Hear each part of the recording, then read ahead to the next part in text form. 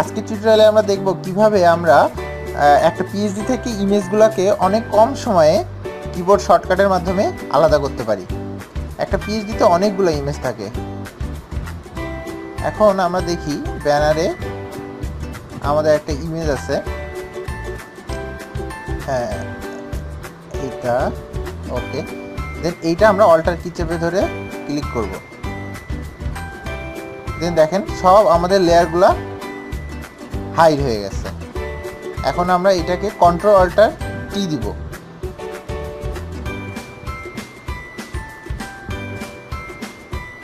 দেন ওকে, দেন control alter shift S. হ্যাঁ, এটা আমাদের ওয়েবে সেভ হলো। হ্যাঁ, এখন আমরা এটাকে সেভ করলাম। দেখেন অনেক কম সময়ে আমরা কিন্তু সেভ করে ফেললাম। এখন আমরা আরেকটা দেখি, আরেকটা ইমেজ, এইটা না, দেখি এটা, হ্যাঁ এটাকে আমরা সেভ করি। অল্টার চেপে ধরে কন্ট্রোল অল্টার টি, দেন কন্ট্রোল অল্টার শিফট এস, ওকে। দেন এটা আমরা সেভ করি।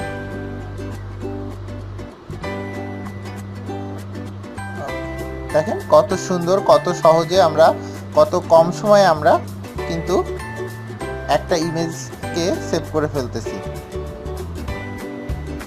এখানে যদি আরো অনেক ইমেজ থাকতো আমরা এইভাবে সেভ করতাম।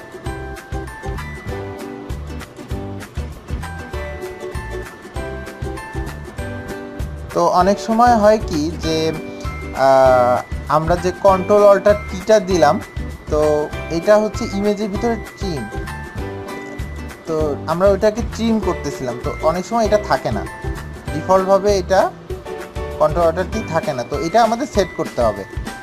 তো এটা সেট করার জন্য আমাদের এডিট থেকে কিবোর্ড শর্টকাট, দেন ইমেজ থেকে আমরা ট্রিম খুঁজে বের করব। ট্রিম কোথায় আছে?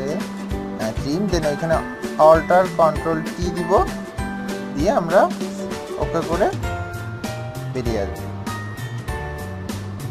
তো তাহলে এভাবে আমরা একটা পিএসডি থেকে যখন আমরা ইমেজগুলোকে আলাদা করতে যাচ্ছি, খুব সহজে, খুব কম সময় ইমেজগুলোকে আলাদা করতে পারবো। তো ধন্যবাদ।